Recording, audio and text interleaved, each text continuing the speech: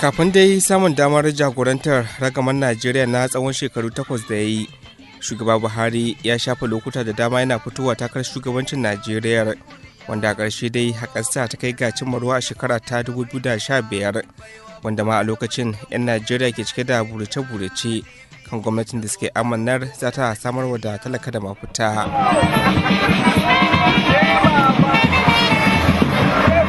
Gabanin samun nasarar gwamnatin ta dai, shugaba Buhari ya shayi wa 'yan kasar alkawarar da amanar ɗabbaƙar da su zai ciyar da kasar a gaba. Farko shine zama lafiya, na biyu wadata, na uku mu kashe cin hanci da rashawa. To ko kwalliya ta biya kuɗin sabulu a mulkin shugaba Muhammadu Buhari?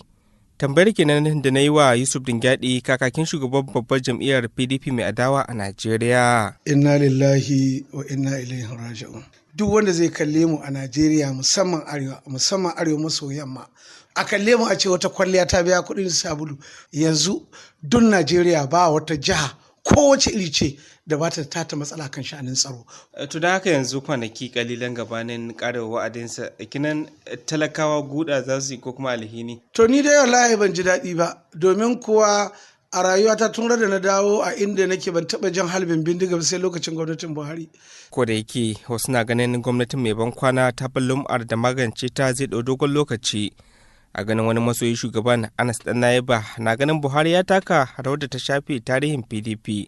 Shugaban ƙasa Muhammadu Buhari, talakan Najeriya sun da cewa shi yana da haƙƙi da arzikin ƙasa, zai tashi wa ya shi duba shi shiga alat na 500,000 na miliyan guda da wani abu. Shi ya nuna cewa ɗan Najeriya na da 'yanci kuma shi na iya samun arzikin da aka kaso da shi na ƙasa. Gabanin bankwana da mulkin shugaba Buhari, kowane ma'auni masana da masu sharhi ke kallon mulkin shugaban da ya samu soyayyar talakawa da ta kai shi ga nasara? Farfesa Bello Bada mai sharhi ne akan lamuran yau da kullum. A hakika ne abin da za a tuna shi shine kwalliya bata biya kuɗin sabulu, domin wanda ya zamanta ya taho a lokacin da tiya mudu na shinkafa gumi a irin Sokoto bai wuce naira 500 zuwa 600 ba, yau zai bar ƙasa shi bar shi ya kai 1,500 zuwa kuma 2,000 kwano daya. Ya tafo ya ishe litan mai bata kai naira 100 ba, fi sabilillahi. A hali yanzu in ka gata naira 200 gidan mai kana murna ka shiga layi. Amma irin waɗannan abubuwa, farfesa, kama ba yanayi bane na tattalin arziki wanda ma kasashen duniya suna fama da wannan matsala. Watan rashin iya tafiyar da mulki ne daga shugabanni, domin ko yanayi ya zo a ko'ina ai, amma za ka dubi rayuwar ba haka take ba.